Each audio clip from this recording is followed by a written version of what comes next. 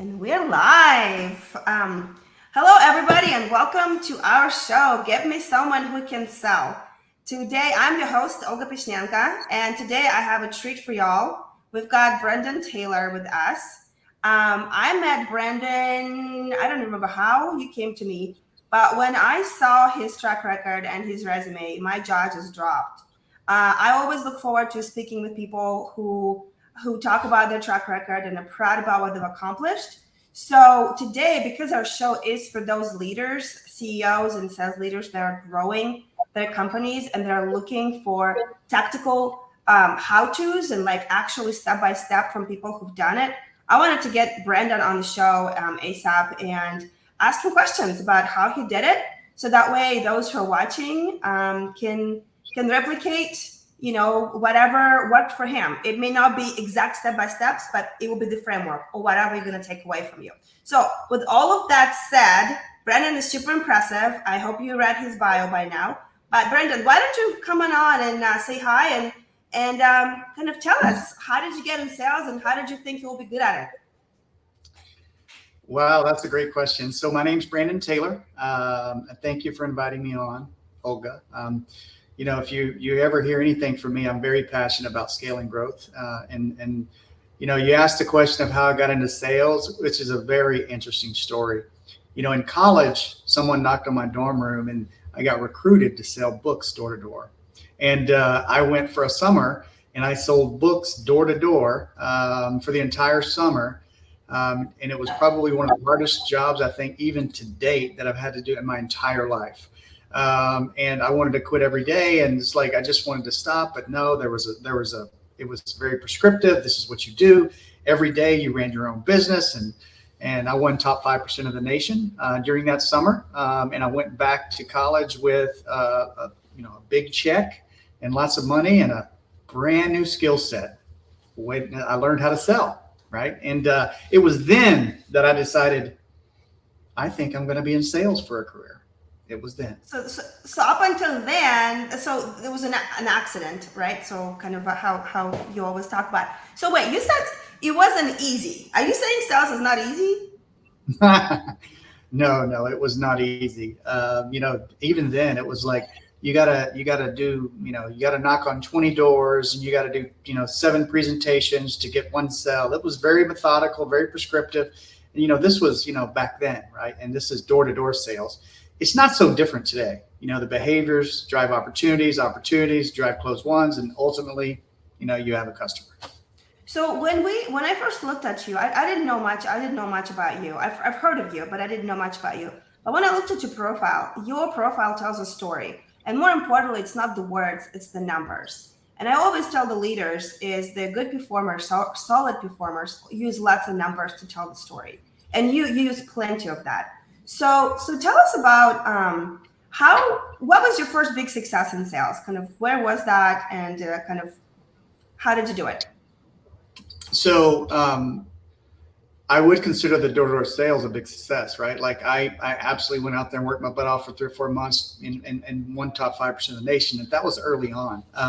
I think, I started my career at Dell. I moved here to Austin. I sold inside, outside, managed inside, outside. And where I considered my big success is I sold really well, but I got promoted into management. And, then, Dell, great company, but growing so fast, there was no real management training.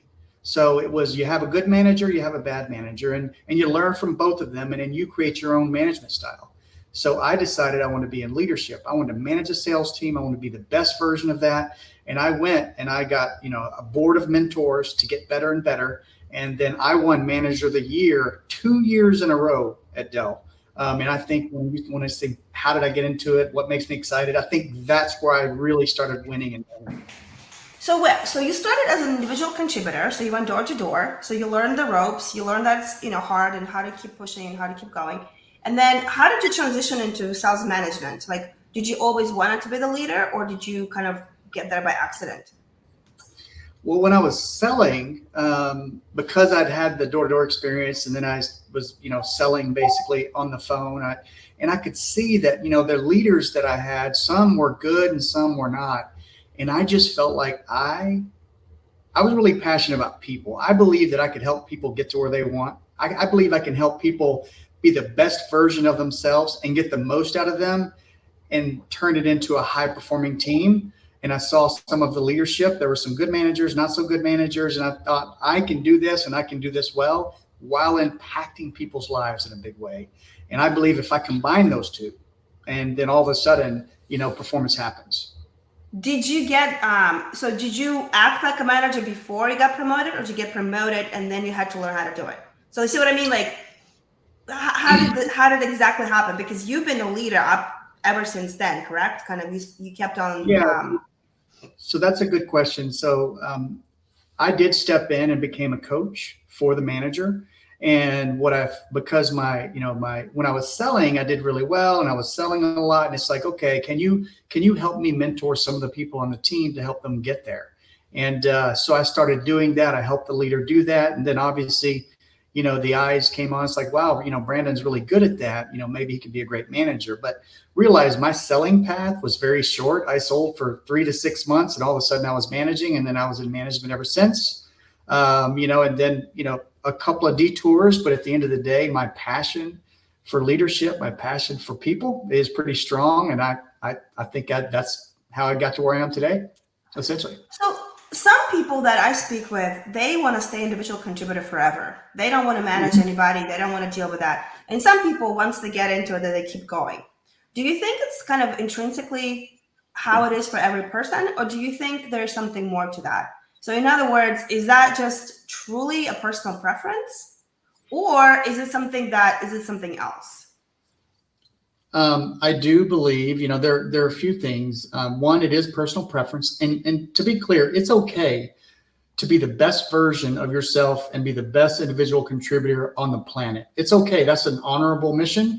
And there are people that do it and do it well. And quite frankly, when you go into leadership, sometimes timing and life circumstances push you into being, you go into leadership and you're like, well, you know what, based on what's going on in my life, kids and travel, I want to be in sales versus leadership right now. Sometimes that happens. It happens. Like I've watched leaders that were VPs of sales become, a senior sales leader, a senior salesperson selling around the globe, really large, complex deals and making $500 to $1 million a year. And it make more sense for their life in the moment, like for the next 2 years. So I think it does depend on the person. And I think that there are some people that sales is where they belong. There are some people that leadership is where they belong, but I wouldn't want to say, Olga, that this is where they'll be forever, because life happens. And sometimes I'll give you an example. I had someone come to me and said they really wanted to get into my industry. And I'm like, well, you don't really have, much experience. They were in a leadership role and that you don't have much experience in my industry. It's like, well, I'd be willing to step in as sales, prove myself, and then go into leadership after that. And that happened. So those circumstances, when you look at it a little bit differently. So when CEOs who are watching us today, when they hire salespeople, is there like a way to look for, because I shouldn't say everybody, a lot of CEOs want to hire an individual contributor who then can go and get promoted into, the sales leadership. And sometimes it's a recipe for disaster and sometimes it works out. So is there a recipe that you see, like when you're hiring that individual contributor, that it could work out? Because you've hired so many people versus where it doesn't work out. You see what I mean? Like, we want a player coach, we wanted this, we wanted that. Like, what do you think about it after all the people you've hired? Just over the last 15 years, I've interviewed probably 1,450 people and hired about 140, all in growth. So that means I've kissed a lot of frogs. That's all it really means. But I've gotten a little bit better with making sure, accuracy-wise, hiring the right people. So I think it's interesting. I'm a big fan of making sure that I have a bench, right? So let's say hypothetically I have a team of 10 or 15 and I want to make sure that I have a bench of 3 to 5 people all the time. I leverage firms like yours and others to bring me people, even if I don't necessarily have a position open. But those people and that bench, I'm looking at that bench of candidates, not only for the role they can do, which is essentially, hit $1 million quota, but I'm looking at the role they could be doing, 12 months after that. or 18 months after that, could they be in leadership? Because it's a double win as a leader. If I bring someone in that's a high caliber seller and they want to be in leadership, then I can build a career plan that says, wow, they're gonna outperform and they want to be in leadership, and then they can help other sellers be exactly like they were. So I try to look at, I build the bench first. Secondly, I build a bench of candidates, when it makes sense that I look for the job that they could be in or want to be in. And then if you can hire that person, it doesn't always work out, because the primary goal is to get someone that actually hits the number, right? That's your primary goal. But if you can get the number and has a promotion path, I look for both. I look for where they could be over the next 1, 3, 5 years inside my company. What do you think about people that have track record of that? So they just want to come in, be an individual contributor, player coach, and then get a sales leadership, and then grow a company and then start over. Do you think that's a viable path, or do you think there's something wrong with that person if that happens? When you say, is it a viable path, what do you mean? So let's say there's a CEO, right? They're growing. So let's say they're at 3 million, for example, or 5 million. And then when they replace themselves, and then they hire this individual contributor who they want to have a track record of building a team, but they want to sell first. And then as they kind of outsell themselves, then they need to hire a sales team. Do you think those people exist when they just come in, do that over and over and over? Does that make sense? So like, they'll grow this company and they'll go somewhere else. They'll start as an IC and then they keep on moving. Is that a recipe for kind of success, or do you think there's something tricky going on if that's what the person does? Does that make sense? It does. Like companies have stages. Like, I was lucky and blessed to be a part of multiple stages. That 0 to 5, 5 to 20, 20 to 50, 50 to 100. And what's interesting is each one of those stages, many times they need a different leader or seller. They need a different leadership team, and sometimes they need different sellers. The group that got us from point A to point B may not be the right group to get us from point C to point D, and it happens very often. I know serial growth leaders that really like that $5 to $20 million sweet spot, and I know some people that really just love that 0 to 5. For me, I'm not the person that brings a company from 0 to 5. From a scale perspective, my passion for scale and growth typically start in the 5 to 10 million and double, triple it from there. That's where I land. And so to answer your question, is it real? I think it's real. People are passionate about scale and growth. They can step into a company and they can do exactly what you said. But once they get to that leadership role, let's say they were selling, knocked it out of the park, then they got into leadership. Now they're in leadership. They manage sellers. Most of the time they want to stay there, not step into a company, sell again, and get promoted and so on. They want to, they've kind of made it to that pinnacle. They're a sales leader, vice president or director of sales, or a CRO. They really, most of the time, want to stay there. Right. Unless they're getting in a different industry and want to prove themselves in that industry, which can happen. So let's talk about one of your big successes, right? So 10 times growth, 10x. Everyone wants 10x growth. You actually did it, right? So you went from 7 million to 75 worldwide global SaaS revenue. So can you tell us the big picture, how you did it? And then kind of anything that you now know you wish you knew then to kind of maybe cut the time in half or whatever. Yeah. So a couple things, I grew a business from, 10 million to 300 million at a large public company that was from scratch, right? So I started there with technology and software. Now it's much different in a large company because you have access to resources, a marketing department. You have all these departments that can fuel you and you just drive results. Much different there than a growth company. So when I look at, growing a company from 7 to 75 million, I think, my background, I've just basically, I want to say that, I've got my teeth knocked out many times. Like you just make so many mistakes and you don't know exactly what to do. And I think I've been lucky and blessed in the last probably year to 2 years to figure out ways to do it and create a network, a CRO growth board where say, hey, you guys have made these mistakes. Here are the problems I'm having. Let's talk about them as a team, as a go-to-market team, and let's talk about how I solve them. I didn't have that network back then. So when you say, what could I do now differently? One, I'll tell you that you will always hear me say that I'm passionate about people. You'll say people, process, and systems. You see it on my tagline. You'll see it on LinkedIn. It's in that order for a reason, that if I get the right people, and I told you already that I actively recruiting all the time. I'll have a bench of people leveraging companies like yours and others to make sure that I have 5 to 7 in the hopper all the time. Most of the time they're passive. They are completely happy where they are. They have no intention of leaving, but there will be a time when they're not happy, and it'll be time for change. And my company will be a better place for them. So I'll bring that into the mix. So when I tell you about people getting the right team is number one. So if you have the right players on the team, you can make magic happen. Now, hypothetically, if I had the right processes and systems and everything was ironed out there, but not the right people, I would fail. But if I had the right people and the other things were in place, I can succeed. Now, if you have all 3 of them, then you've enabled the company for scale. So one, I start with people. I think that's the number one thing. And then I move into the process piece, right? When you look at your revenue ops and tech stack, it's like, how do you manage, measure, and track what you need to manage, measure, and track to scale the company? And when I look across the landscape of growth, go to market, you have marketing, you have sales, and you also have channel partnerships. When you look at those three avenues, there are other avenues for go to market. Those 3 have to be completely aligned, orchestrated in a very collaborative way to make sure that everyone's moving in the right direction.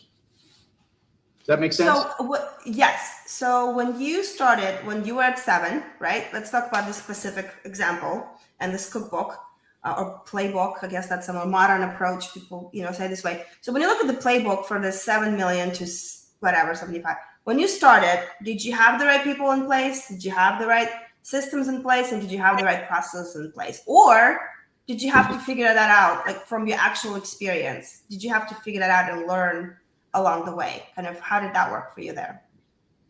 Yeah, so the answer is from a people perspective, I would say that there were some great people there that definitely made sense, but I would say probably 50% of the team, they were keepers and they were part of the future. The other 50% were not. Like I said, that the people to get from 0 to 7 are absolutely the right people to get you there, but they're not the right people to get you from 7 to 50. They just aren't. And there has to be some evolution. And typically that comes into play whenever you start evaluating like performance and metrics and start putting accountability metrics in place. So no, the answer, there was 50-50 on the people. And on the processes, the answer is no, it's not in place. When you look at how you got to 7 million, typically, even if you look at tech stack, you have Salesforce and you're using it periodically. You don't really have strong dashboards. I didn't have strong dashboards. I didn't really have a comp plan that complemented what we wanted from the sales organization. So Salesforce, comp plan. And then from an outreach perspective, we really didn't have we had the ICP, but we didn't have refined enablement materials to go out there and scale the company. And when you look at what we want to do, if we want to double, triple in revenue, it's like, first thing we have to do is we have to create strong swim lanes for the sellers. We have to hire the right people. Then we have to enable them in a big way. And then we have to put the compensation that really motivates them to go in a direction. And then we manage, measure, and track feverishly in a way that we can make big pivots when we need to. Make sense? Yes. So when you started there, when you got hired, did you what were you hired for? First of all, like, did they know you're going to be this amazing? You come in and just totally 10x it, or what was it? Why did they hire you? Any VP of sales that's hired in, they believe they're a miracle worker and they believe they can do everything. They can sell, they can manage, they can hire. And so, yes, they expected it. I don't know that, I've been in a couple of scenarios where I truly believe that, like I'm the right person. I can come in and make all this change, but there's a lot that has to be done. So, in my Dell days, I believe that, like I was really good at what I did. I'd won manager of the year a couple of years in a row. And I worked this big company. And when you go into a small growth company, what you learn real quickly is, oh, you don't have a job description. Oh, you don't have a CRM that's working. You don't have a comp plan. You don't have, pricing that's optimized for the customer, and no one's doing active recruiting, all of a sudden you're like, oh, wow, we have a lot to do here. And that's happened almost like the last 5 times I've been a VP of sales or a CRO. Most of the time I start there because it is a full-time job. All the things I just mentioned, and it's not something that's solved and then you move on. It evolves with the size of the company. You go from 7 to 20, you go from, you get there to 20, all those things have to be refined. You go from 20 to 50, they have to be refined. You make an acquisition of another company, they have to be refined. So overall, when you got started, right? So there's all these things you could do.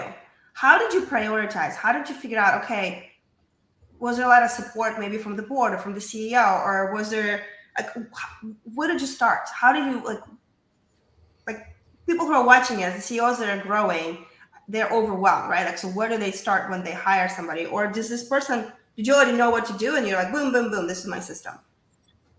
I didn't know what to do, but what I did establish then, and I still use today, is I come in and I evaluate 12 growth drivers. And, some examples. I'll give you the example, just give you all 12, but I'll just give you a couple of examples. One is global marketing strategy. Like, let's go evaluate the global marketing strategy. That's one. 2 is Salesforce and dashboards. Do they manage, measure, and track what you need to grow the business? Compensation.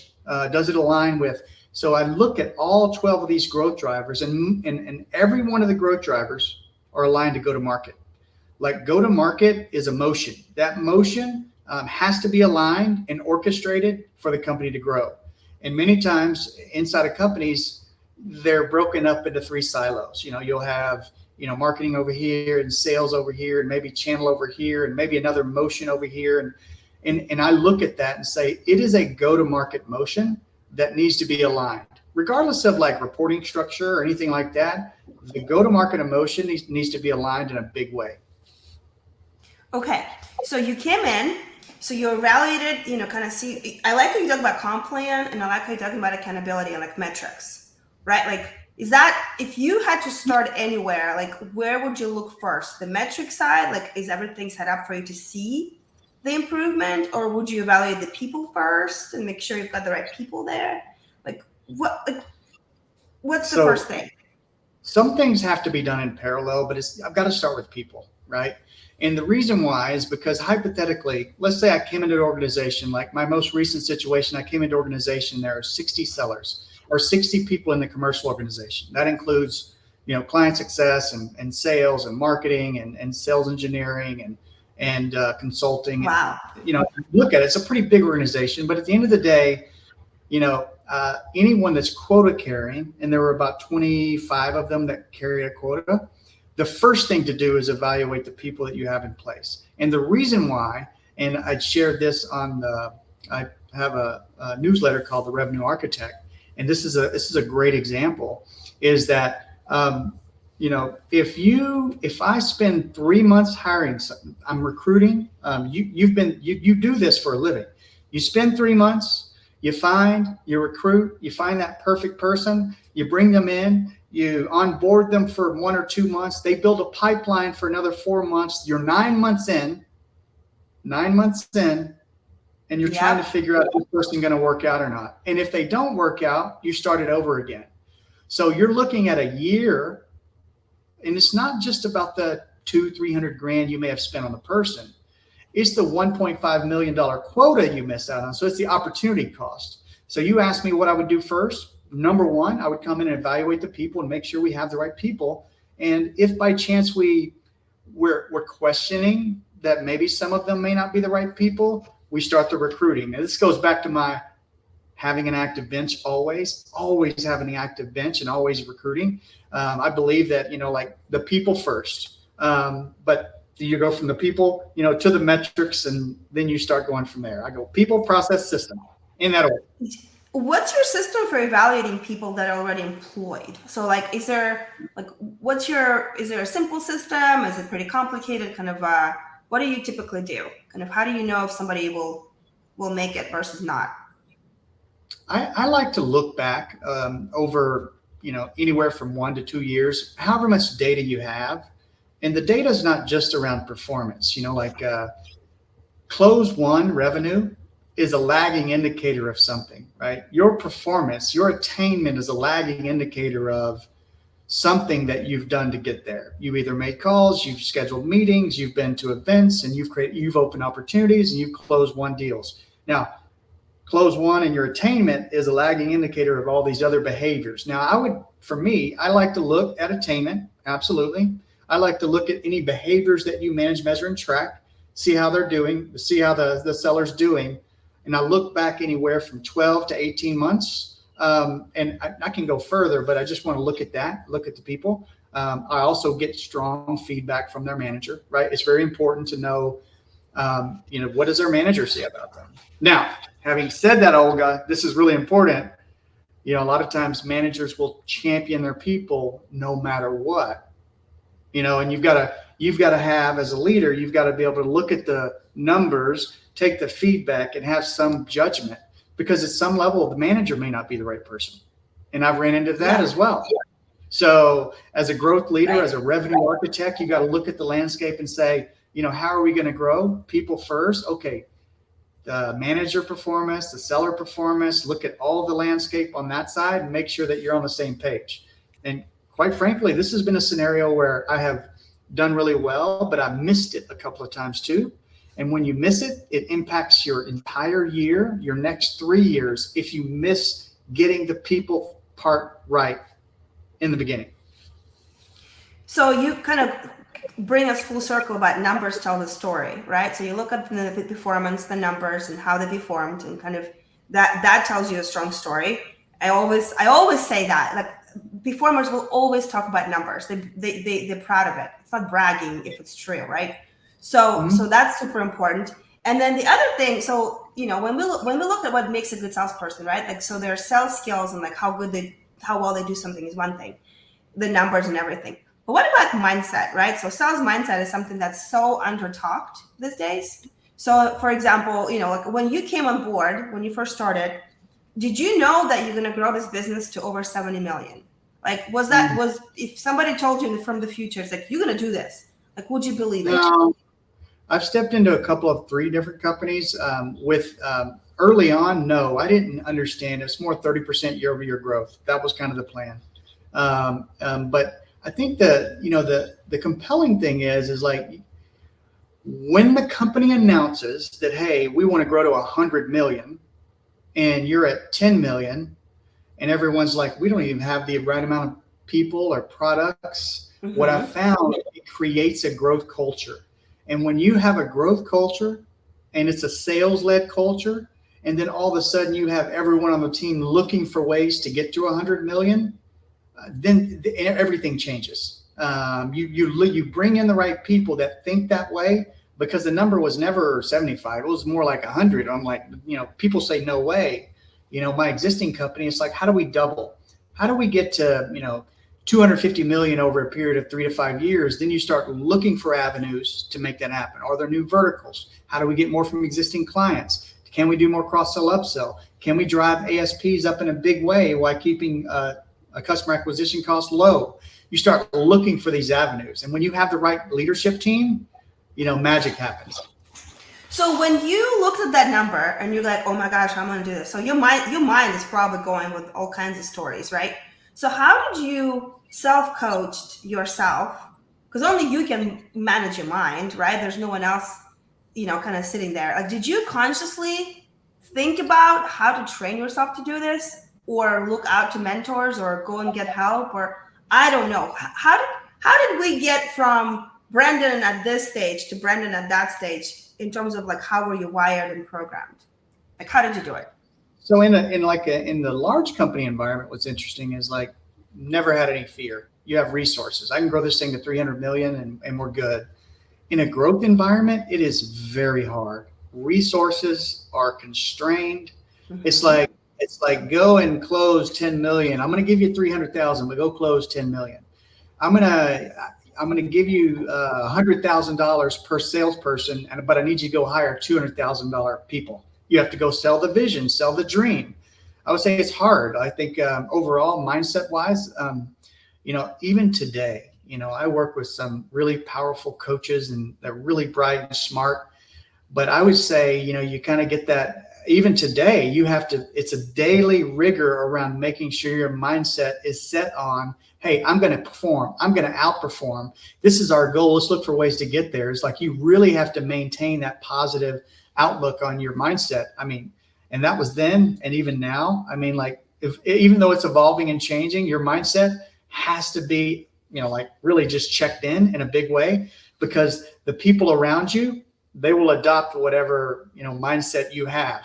So it is important, but it's a daily rigor, daily discipline to make it happen. Do you have a practice that you kind of share with people that works for you? Or is it kind of just your personal, I don't know, some people meditate, some people journal, some people, talk to the coach every day. I don't like what's it for you? Kind of how do you make sure you stay in your lane and not get distracted by the noise? So I do have a morning routine. I like to, when I get up, I'm a gratitude guy. I basically have a gratitude journal, things I'm thankful for. But also, want to make sure that any kind of, there's a time, sometimes you have that imposter syndrome, like you get into a role and you're like, oh, am I the guy? But it's like, that's your story you're telling yourself. And I read something from, is it Colgan, I think is his name. He's an influencer on LinkedIn, really smart, funny guy. He said, one of the things he did to change his mindset was like, when that thought comes into your mind that says, hey, I'm, not smart enough, or I'm not sharp enough, or I'm not, I can't perform well enough. He said, get a recorder and say, when it comes to your mind, change it, record it, so you acknowledge it, and then change it and say, I am smart, I am powerful, I am favored, and I am sharp enough to do this. And I started doing that recently, which is pretty interesting. Full vulnerability. It's like, I think I've done some great things in my life. I think I can do great things in the future. But that mindset's still one of those things you have to work on all the time. And then that's one of the things I admire about you and people who keep growing like you, is that you're constantly like, yeah, I did this and I know I can do something, more and more and more. And you train yourself, and everybody wants self-trained, self-managed person, but that's actually how you do it. This is the process of how to create a self-coaching, leader. So very fascinating. Thank you for sharing that. How long did it take for you to 10x the revenue? Was it 6 years or 8 years when you were? Yeah, the first time was 3. But that was more in the high tech, 300. And then the second was more like 6 or 7. And then I did it again. It was more 5X. And it took 4. It's always takes longer than you think. That's the key. I mean, and what I've learned though, like stepping into a company like tomorrow, if I stepped into a company that wanted to grow from 15 to 50 million, because I've gone through the process of really failing in a big way in multiple scenarios and succeeding, I can take that, I can wrap it up into this nice present. And then I can also leverage, some of my peers in Pavilion on go-to-market. Now, all of a sudden, I have this recipe that says, okay, I evaluate 12 growth drivers. I high grade the top 5. I look at those top 5, align on the top 5 and say, okay, of those top 5, let's put them in order of the most immediate impact to revenue. All right, we've done that. And then from there, we take those top 5 and we execute against it, and be prepared. Always be prepared. Business conditions, the market changes, be prepared to make a fast pivot, a quick pivot. COVID, It's like top 5 today. It's a snapshot. It's a window of time in today. But you look at 4 months from now, if I did the same assessment, it may not be the top 5. And the focus is like, if I wake up and I eat, breathe, and sleep growth, and I'm thinking about growth all the time, it may be that I'm on sales calls. It may be coaching is the most important. It may be that marketing is the most important. Channel partnerships is the most important. But at the end of the day, could that pivot and change over a period of months? It could. And it's like having that lens where you're always looking for ways to grow the company and making a pivot when you. You're filtering constantly through your own lane. It's interesting you said, so you're the kind of guy who comes in, from 5 to, and about and beyond. But I also saw that you did launch a new vertical. So how do you use what you know to launch something from scratch where there's not a lot of track record? I think it was a financial vertical that Mhm. I remember looking at your thing. So Yeah. how do you apply what you just said to kind of launching something new, a new vertical? So when you have a passion for scale and growth, scale and growth doesn't always come organically. It doesn't always come from new logos. It could come from an acquisition and bundling pricing and scaling it from that perspective. Now, in a new vertical, what's interesting, I'll tell you that if you're selling an existing product into a new vertical, that's easier, right? But the value prop is different for the person you're selling it into, the company you're selling it into. And what I've found and what I've done in my past is I basically, I do a strong evaluation of the market and see if there's a real need, right? Like for me, and there are easy ways to do that. But I think to progress that vertical, it's making sure that I hire people that know more and are better than me in that vertical, to lead the vertical, to scale the vertical. And that's what I've done is, I look at it, I run the numbers, and the numbers really guide and dictate, you should be data driven, right? The data driven, and the data show that based on the market, there's enough market there. And there's enough, and the value prop is there, and we don't have to create a new product. So how do we sell an existing product into a new vertical with the value prop that's a little bit more refined? You hire the right people, bring it in, you put a go-to-market plan together that's very specific for that vertical, and then you go. And you put very specific measurables that are quarterly at first, right? Quarterly measurables, and then annual, but also have like this 3 to 5 year plan that's put together, but you start measuring it. And from my perspective, I think that's basically how I launched a new vertical. I've done it also, not only just a new vertical, but outside the making an acquisition of a company. We've done that. We made an acquisition of a company and taking, our existing infrastructure, our process systems and people, and we put it, we basically put that, our processes, our people, process and systems against the new company that we purchase, integrate the sales and marketing function, and then scale it from there. So that's also on the new, not brand new. So when you launched that new vertical, what are like 1 or 2 lessons that you learned that maybe were painful, or you wish things went smoothly, but I don't know, maybe everything went smoothly, maybe there was no hiccups at all. So were there any lessons that you learned there at all?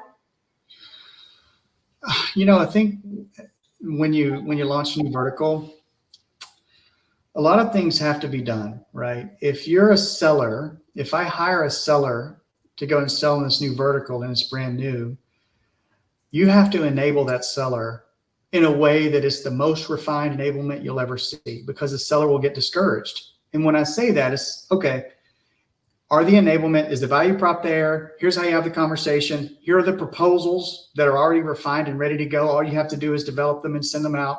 It has to be so refined that when a seller gets out there, they feel confident and comfortable to go out there and sell. And you want the seller only responsible and selling. You want them out there prospecting and looking for opportunities and selling. You don't want them building anything like a proposal that has never been built or enablement materials. And my lesson learned is exactly that. You want the seller selling. You don't want them building out the things that you have to go and do the selling. And that's basically a lesson learned. And sometimes you just have to do that anyway, right? Because you run lean.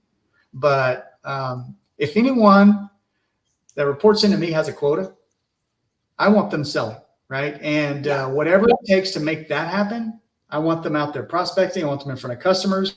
Something's pulling them away from that, then I'm looking for ways to bring those walls down. How to remove the blockers, essentially. That's a really good advice, because a lot of times, especially smaller companies, are hiring salespeople and they think it's going to be like, what is that called? The Swiss knife thing? Is that English? English is my third language. They want them to do everything, right? They want them to do marketing. They want them to do this and this and this. And then you have to educate, okay, well, this is going to be painful for you to learn that this may not work out. So you want to make sure they're set up for success, especially when you're launching new verticals. Now, I saw this interesting thing that you launched a Prospecting Masterclass. So what do you what are you learning right now? Because this sounds like more kind of modern. Like, I know, like over time, things like what you do changes. What worked 15 years ago doesn't work now. So, are you seeing? Is this a recent success that you've had with Prospecting Masterclass? And like, how did you do that successfully? I mean, from 195 to 470 in just 2 months. That's pretty incredible. Like, how did you do it?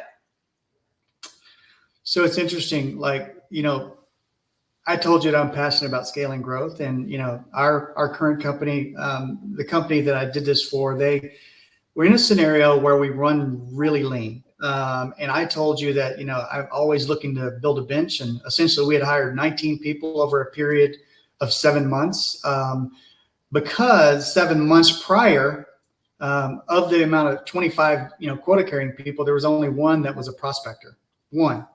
And I believe we needed more like 50-50. We needed a 50-50, version of, prospectors versus account managers. So that effort on hiring 19 people in a short amount of time, 7 months, of those, there were a fair amount of prospectors. And at the time, we didn't have the funding to go and hire an enablement specialist to go build out a prospecting masterclass. Our company desperately needed someone doing strong prospecting. And, it is really my background. I mean, like, I think we met when maybe you used to work at Sandler. Like, I launched Sandler, and I believe at the time, Sandler is a really good prospecting, masterclass. It's a prospecting language, but prospecting has changed over the last 5 years. And my intention was this. Now that we have new sellers, I've already created segmentation. We've given them swim lanes. And now I wanted them to train. I wanted them to prospect the way that I wanted them to prospect so they can go out there and be successful. And I spent the Christmas holidays because I had extra time, and I built out a prospecting masterclass over a 7-day period. Now, it included 10 different avenues of prospecting, anywhere from warm to cold, to phone calls, to LinkedIn, to text messages. And there were 10 of them. And I went through in each one of them and built out how you do it successfully across each one of those, and even email prospecting. Because Olga, you can go and talk to anyone right now. They'll say, oh, well, you know what? Email doesn't work. LinkedIn just doesn't work. Oh my gosh. There's so much out there. Calls do not work. Texting does not work. No one picks up the phone. Yeah. If all of that is true, then how in the world are we going to grow the business, right? So, for me, I'm like, well, it may be the case that calling doesn't work, but it's the omni-channel approach. I mean, you have to figure out a way to breed familiarity breeds trust. So you have to figure out a way to connect with people, resonate with people, you got to get to a conversation. So I built this out, and our sales kickoff, we had 2 of them. One was in Paris, and then one was in Tampa. So I launched this prospecting masterclass, and I focused on email, LinkedIn, and phone calls, those 3 things. And obviously, these are things that I do. I will do it. I will make the calls. I launched 3 of the 10 at the SKOs. We did role plays. We did exercises. Before that, my entire team was doing about, I think it was like, what I tell you is like 190-ish. 191. Yep. Very specific. And which was okay, but not for the size of my team. We need to be doing a lot more. And the goal was a meeting a day. So how do we have a prospecting meeting today? We launched at the SKO in Paris, and then also in Tampa. We came back, everyone got on the call and started doing the calls, started doing the emails. I created a weekly masterclass follow-up on the following 7 items that I wanted to teach, coach, and train. And that first month was 471. It was like more than double on the prospecting meetings. And the next thing we have, we're tracking on hitting our Q1 number, and we have 3.4x pipeline in Q2, 3.2 in Q3. All of a sudden, we're moving in the right direction. Now, you could say that the CROs out here teaching, prospecting masterclass, it may be that my attention really made people hyper-focus, but I taught it with absolute passion because I believed it's what we needed to go and scale and grow this company. And to this day, the metrics are still there. They're still performing in a big way. And I learned a lot too, because I got out there and started doing some of it myself. And if I give you a real life example here, I used some of the things I was teaching, and I got for our company a meeting with an executive at a $150 billion company that we went. I used my own techniques that I was teaching. The meeting happened, and now all of a sudden we're working in a big way with this multi-billion, $150 billion company using the exact thing I was teaching all the sellers. So I could use that as, hey, look, and here it works. Let me show you. Here's the example. Here's how I communicated specifically on LinkedIn, on email. Here's how the correspondence went. The recipe for, we scheduled a meeting in Ohio, and the meeting was this, and it was with the entire executive team. The follow-up, 2.4 million in opportunity over a period of 3 months, and the opportunity to scale it in a big way. It doesn't all have to be that large, but the point is like it works, right? It just works. And once you go out and try something, you track, manage and measure it. And if it's not working, we pivot and we do something different, right? That's it. That's fascinating. I mean, that's like you just like you said, I want to make sure they're successful, and you figured this out, because it's one thing, oh, no one is doing this, no one is doing that. You're like, let me think about that. And did you magic? No, fascinating story. Thank you for sharing that. So I know we don't have a lot of time, but I do have a couple more questions. Like I said, you had so many things I wanted to ask you about. So in terms of your onboarding time, right? So this is not a sexy talk for a lot of CROs and sales leaders and everybody. So everybody wants to do as least amount of onboarding or no onboarding at all. And so it's kind of like, just let's hire them and let's see how they're going to succeed, right? So how did you onboard? How did you reduce your time from 9 to 4 months? Like, what was your secret kind of sauce on that kind of, and onboarding in general? Like, how do you make it as fast as possible, but also as effective as possible? So, and I worked as a revenue officer for, probably 3 or 4 years. And that was always a key indicator. It's like, how do we, if we're going to go hire the right people, how do we decrease onboarding time? For me, it's really important. It saves money, it saves time, it saves energy. Now, how do you do it? I mean, at the end of the day, I think segmentation is really important. When I say segmentation for any company, it could be just creating, here's the specific ICP. This is what I'm going after, not out of it. Here's the value prop very specifically. And then how do you enable a seller to go and be successful?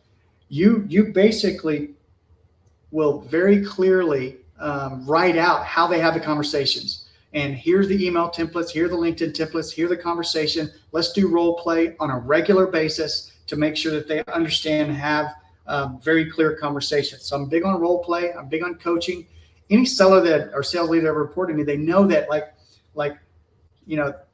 what we want to do is we want to make the mistakes here and now, not with the customer or prospect. So let's do it. And if our goal is to get 3% better every day, then let's do something every day to get 3% better. So if we're going to decrease it from 9 down to 4 months, you've got the enablement material that's just ironclad, value prop. You know that it fits into the market in a big way, ironclad to the ICP, and then from there it's like, let's look at the enablement materials on how you do outreach, and then we do strong role play, and then it's track, manage, and measure. So we have the metrics is define success. And what I found is a fair amount of leaders will, once they see it starts moving, they just kind of, the board requests this, so I'm going to focus on this, and they take the eye off the ball. The eyes have to be very much on this seller until they get to a point where you're very comfortable. Now, everyone has a different view on this, Olga, but I believe, based on everything I just said, that once a seller starts, they're gone through like their onboarding, you should know within 60 days of whether this seller is going to work out or not. I believe that. Now, that's not like a mean thing. It's just like sometimes maybe it's not the best fit, right? Maybe the industry is not the best fit. Maybe they should be in some other type of role. If you've hired well, you should know. Now, if you know, then you double down and you continue doing what you're doing. But if you know it's not the right fit, maybe try to find a place internally that, they could go into a different role, or maybe, it's time to just, make a change. Right. So I believe that's really important. I like how you talked about onboarding not being just a document you follow, but you actually incorporate role playing, right? So role playing is, I used to hate it when we did back in Sandler because it's so uncomfortable. But that's how you get, like you said, this is how you get to make mistakes in front of people that, that will tell you, versus the prospect will be like, what? They're strange. So I like how you make it a live process and constant improvement. And that's why a lot of CEOs that don't have time for this, they've got to, if you really want to scale, you got to think about getting the leader who will be doing this work, because it's a lot of work to bring somebody and not waste time on that person. Okay, so in terms of your, we have some questions from people, so I'm going to get to them in a second. So in terms of your forecasting, first of all, what CRM do you use kind of for sales team, and kind of how do you accomplish this accuracy that is pretty incredible within 10% of the target? Kind of what's your secret sauce on that? So what CRM, and how do you make it all accurate? So Salesforce, I think, see, everyone has a different methodology on forecasting. And I think, if you're reporting into an executive leadership team, board, big decisions are made based on what you're forecasting and how you perform. Product, hires, everything. So I believe that forecasting is it's one of the things that you have to get right so that your board trusts you in a way. You don't have to be perfect, but, if you forecast, 5 million and you hit 2, that's pretty far off, right? I believe, 10% over or under is probably okay if it's not perfect. The reality is, as a growth leader, you have to know what's going on in the business. Like I have leaders that report into me, and essentially I have a forecast where, we do have, a forecast that's a commit and then a best case. So if you look at those two, you got a commit and best case, you have upside. And then you have open pipeline. When you look at those three, the reality is any deal that's like over a certain size in my business, it's like 50,000. You need to know the details in that deal. And when I say details, I want to know, is there pain? I want to know the pain. Is it surface level? Is it business pain, surface level, personal? I want to know those details. I want to know a compelling event. Is there a compelling event of why they would buy by this time? And many times what I've done also is put together a joint execution plan where essentially if you found out the strong things in the sales process and you understand this pain budget decision, a compelling event, a customer or a prospect would be absolutely open to talking about what a go live date would be for this company. And then you reverse engineer that go live date into today, and here are the check marks. We get the MSA done. We launch, steps A, B, C, D, and E, and that's what we call a joint execution plan. So that helps on these larger deals, so there's not big swings in the forecast. And let me guess, if there's no pain or there's no budget or anything like that, is that where you role play with your sellers? Did you figure out how to fix that, or what do you do when you start digging into it and you're like, oh, we don't have a pain. Oh, what do you do in that situation? I don't want to put words in your mouth. Well, what's interesting is one, it's a great coaching opportunity. You go through pipeline reviews and you learn things about some of these companies. Some sellers, believe it or not, aren't as studious and they don't put all the information. Maybe they don't know the information. And shocking. It doesn't even mean that it couldn't be a deal that's going to close. But if my name's on the line, if I says, okay, board, we're going to close 5 million. And the board says, okay, well, if you don't close 5 million, you have to pull out your checkbook and write up the difference. So, make sure it's accurate. If that was the case, it's like, okay, now let me make sure the sellers know how important it is. Many times what I found is that on the sales front, if they just understand the reason why it's so important, they understand that, hey, look, we're trying to launch a new product. We're trying to invest in hiring someone on the marketing side. We're trying to do more events. And the way that we do that is we forecast more accurately so that we can actually create a budget and spend those dollars. If the sellers understood more about the reason why it's important, it's not just around do this or do that. It's it's important so we can scale and grow this company. We can become, best places to work because we are scaling and growing. Overall, I think making sure they know why it's important is important, but also, I would think the bigger part of that is if you're a great seller, you're a great seller. You run a strong sales process. You own that process in a big way. And if I'm providing the best possible experience as a seller, then I'm saying, hey, I believe you win or lose deals in discovery. And that's where you find out all the information I just shared with you: paying budget decision, compelling event. And you know whether they're, and when you find that out from a customer or prospect, they see you as a trusted advisor. And when you run that strong sales process, you will know roughly when it's going to close. So I think it's a great customer experience, prospect experience, and you create a good ELT and board experience by uncovering, closing it, forecasting it well, and reporting it. So no crystal ball here. So if you've given us so much gold today, I mean, there's going to be, I'm going to be making some short videos from a bunch of things that you said, but this is, for those of you who listen, this was so gold. How to make sure your forecasting is accurate. That this is it. You know, like just listen to it a couple times, and because there's so much in that. All right, to wrap this up, I know we talked a lot about pipeline growth and a lot of kind of frameworks and stuff. Is there anything you want to, in summing up, to kind of encourage those companies that are growing? How do you ensure that your pipeline is always growing? Kind of what's your secret there? Well, you know, one thing to think about on pipeline is, like, you know, there are a ton of different dashboards you can have. But you know, when you think about pipeline, obviously some people say it's 3, some people say it's 4, some people say it's 5x. But as a leader, you have to stay on top of what's coming in. So I like to really, in a big way, look at each seller and what they've added in the last 30 days, 60 days, 90 days, because you can real quickly see when something's not happening or something. And what happens is, if you get too far into the quarter and you haven't been watching it, then all of a sudden you have someone that's not performing.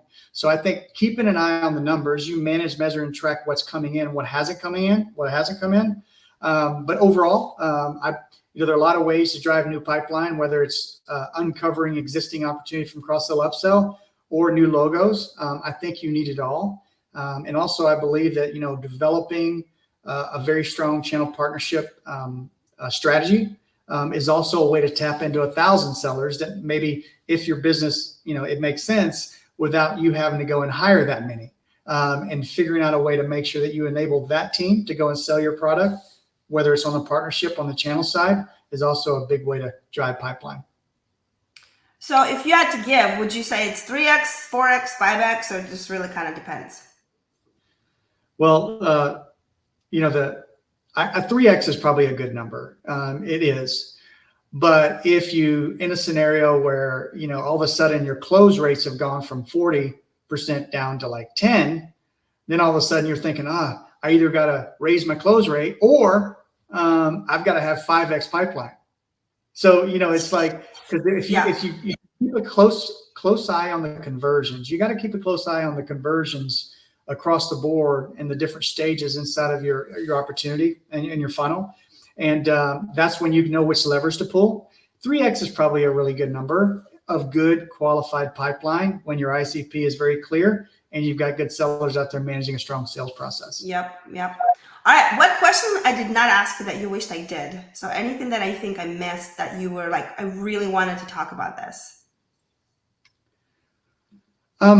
You know, what's interesting is that in the last 12 to 18 months, I've learned that, you know, you hear this, that if you want to grow fast, you know, go alone. If you want to go fast, go alone. If you want to go far, you know, you essentially looking at the scenario where you look around, you need a team to be successful. Growth is a team sport. Scale and growth is a team sport. What's happened in the market now is there are so many great go-to-market resources that I would say that 9 times out of 10, I step into a company and I see that we have problems. It's been solved somewhere else by someone at some point. And I think the successful leaders of the future, they're the ones that actually can access the network and figure out where it's been solved and how it's been solved. And I think that the leaders of the future are the ones that actually have the network and can get the answers and then move fast. It doesn't have to take 6 months to solve. I go find out the answer or 3 potential answers in a matter of like 24 to 48 hours. I evaluate them. I high grade the one that makes the most sense, and then I go. That's the way growth is now. We have access like no other to go out there and scale companies. And I would say, if I'm telling a sales leader, it's like, just make sure that you're out there networking with go-to-market leaders that have solved problems in the past. You don't have to do this alone, is what I'm saying. That's brilliant.